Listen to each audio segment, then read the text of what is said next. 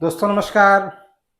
आपकी बात आपके साथ में आपका हार्दिक स्वागत है, अभिनंदन। दोस्तों 4-5 दिन बीत चुके हैं और मैं भी ये वीडियो बनाना नहीं चाहता था क्योंकि मुझे भी उतना जिसके बारे में बहुत ज़्यादा नॉलेज ना होना उसके बारे में ज़्यादा ज्ञान नहीं देना चाहिए, लेकिन फाइनली मुझे ये बनाना पड़ा।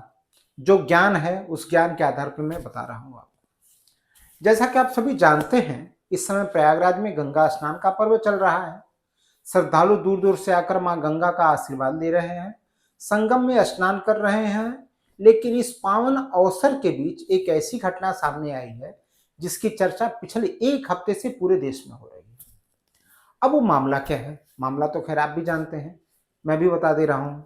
सबसे अहम घटना जुड़ी है स्वामी अभिमुक्तेश्वरानंद जी से। मौनी अमावस्या के दिन स्वामी जी अपने रथ के साथ गंगा स्नान के लिए संगम की ओर जा रहे थे। तभी प्रयागराज प्रशासन, जिसकी कमान योगेंद्र कुमार जी के हाथ में बताई जाती है, ने उन्हें घाट से लगभग 50 मीटर पहले रोक दिया। अब जब 50 मीटर पहले रोक दिया तो जाहिर सी बात है स्वामी जी को गुस्सा आएगा, और उसके बीच में प्रशासन में और उनके भक्तों के बीच में कुछ कहासुनी तो हुई। और उनको मतलब उनका कहना था कि भाई हम घाट तक जाएंगे, आप उन्हें घाट तक जाने की परमिशन दीजिए, लेकिन उनको घाट तक जाने नहीं दिया गया। अब विवाद यहीं से शुरू हुआ। अब बढ़ा कैसे? स्वामी जी का आरोप है कि उन्हें जानबूझकर उकसाया गया, बार बार माइक से अनाउंसमेंट करके माहौल गर्म किया गया, उनके अपराध गिनाए गए। जब उन्होंने अपनी बात रखने की कोशिश की तो यह कहा गया, ये माइक आपके लिए नहीं है। इतना ही नहीं, कुछ खबरें ये भी कहती हैं कि उनके कुछ अनुयायियों के साथ दुर्व्यवहार हुआ, शिखा पकड़कर घसीटा गया, मारपीट तक की गई। उसमें कोई शक नहीं है, हुआ है और नहीं होना चाहिए। लेकिन ठीक है, अभी ये तो उनका पक्ष है, अभी प्रशासन का पक्ष हम जान लेते हैं। प्रशासन क्या कहता है? पुलिस कमिश्नर का कहना है कि स्वामी जी रथ और लगभग 200 लोगों के साथ आगे बढ़ रहे थे, इससे भगदड़ मचने का खतरा था।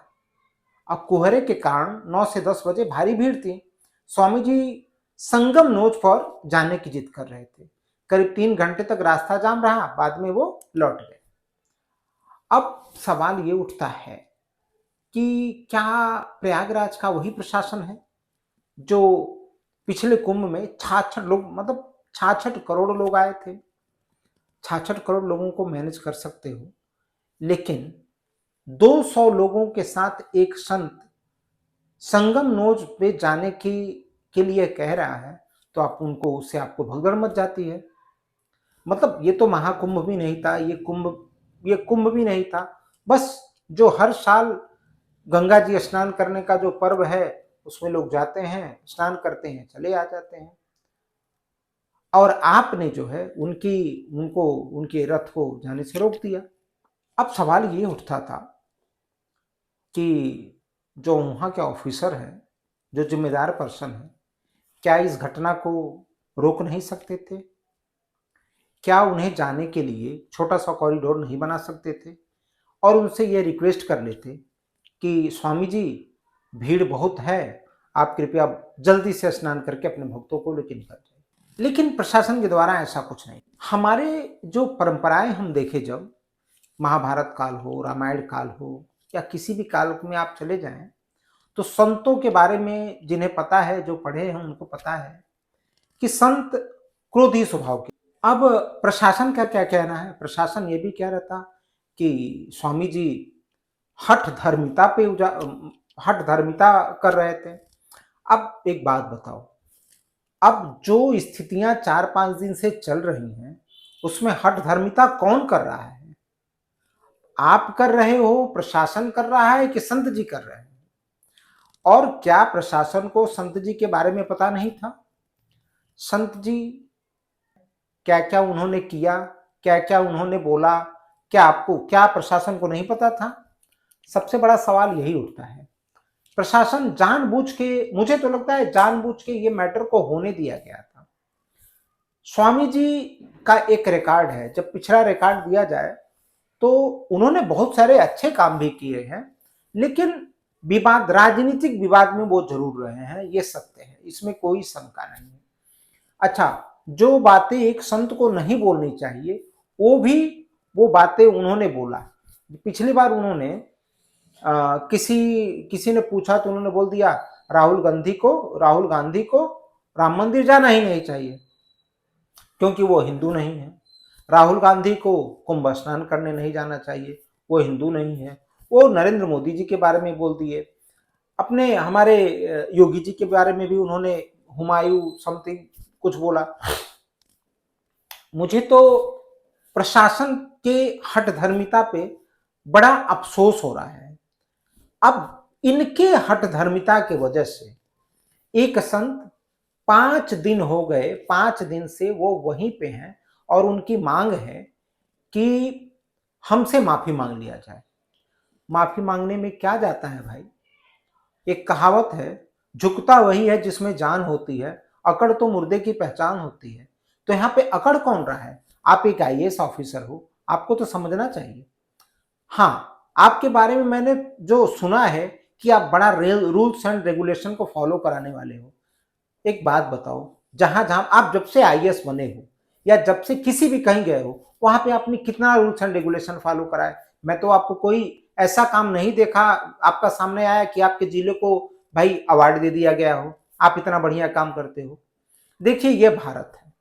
भारत में और खास करके जहां पे इस तरीके का स्नान पर्व जैसा माहौल है, वहां पे प्रशासन को लचीला रवैया अपनाना चाहिए। पिछली बार यही प्रशासन था, महाकुंभ का आयोजन हुआ, भूरी भूरी प्रशंसा हुई। थोड़ी कुछ एक घटनाएं जरूर हुई लेकिन प्रशंसाएं बहुत हुई। लेकिन ये प्रशासन की लापरवाही है, जिसको टाला जा सकता था इसने प्रशासन ने नहीं टाला। और प्रशासन ने और क्या किया वो मैं आपको बता रहा हूं। इस प्रशासन की लापरवाही की वजह से जिसको धर्म का ध नहीं पता है वो धर्म के बारे में ज्ञान दे रहा है, जिसको शंकराचार्य का स नहीं पता है वो शंकराचार्य बनने का ज्ञान दे रहा है। एक बात बताओ, आप शंकराचार्य के लिए नोटिस इशू कर रहे हो, ये एक बहुत बड़ी बात है।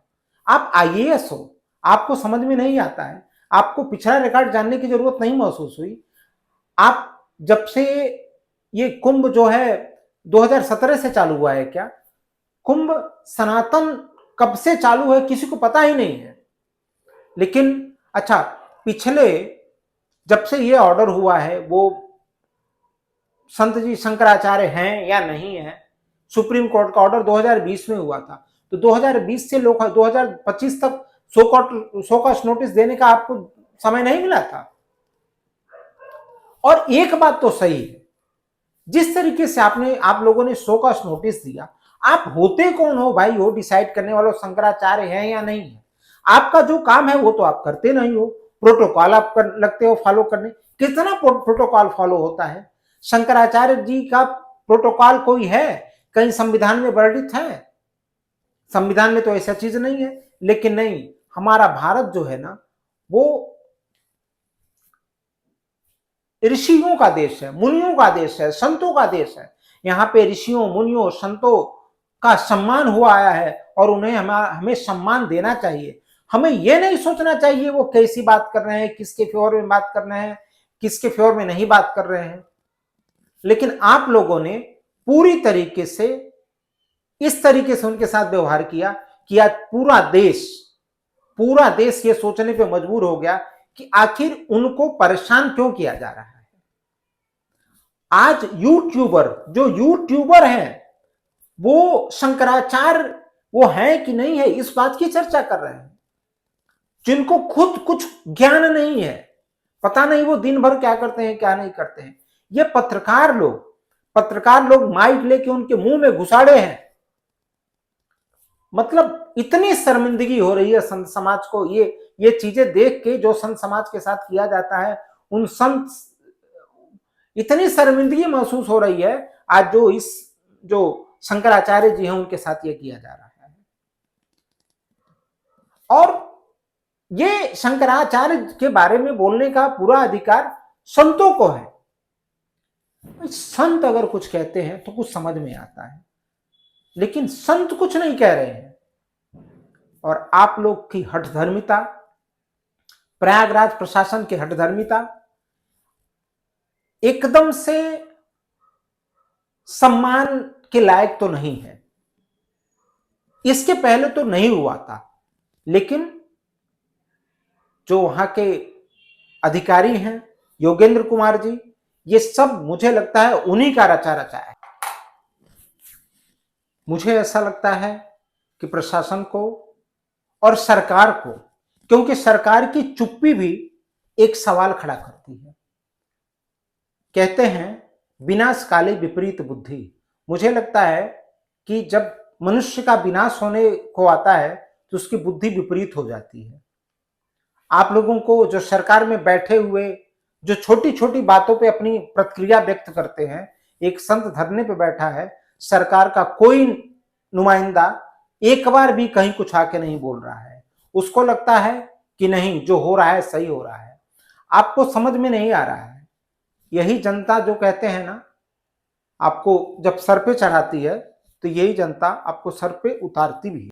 दोस्तों, आपको क्या लगता है, इसमें सरकार का कोई दोष है या केवल सरकार को बदनाम करने की कोशिश की जा रही है? प्रयागराज प्रशासन जानबूझ के इस मुद्दे को और बढ़ा रहा है। इस प्रयागराज के प्रशासन से, इस व्यवहार से एक चीज और सामने आ गई।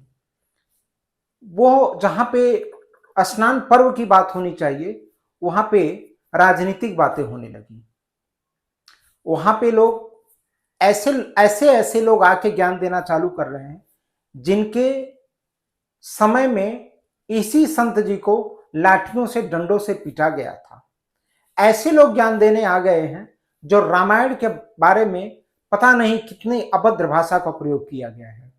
ऐसे लोग आके ज्ञान कर दे रहे हैं जिनको धर्म के बारे में, सनातन परंपरा के बारे में कुछ ज्ञान नहीं है। वो गौ हत्या के बारे में ज्ञान दे रहे हैं, गौ संवर्धन के बारे में ज्ञान दे रहे हैं। और ये सब किसके वजह से हुआ? ये मात्र और मात्र प्रयागराज प्रशासन के हठधर्मिता की वजह से हुआ। मेरा मानना है कि प्रयागराज प्रशासन को जाके संत जी से माफी मांगनी चाहिए। दोस्तों, आपको क्या लगता है?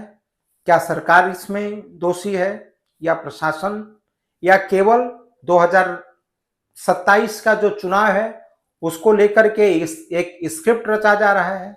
वो आपके ऊपर है, आप बताइएगा इसके लिए।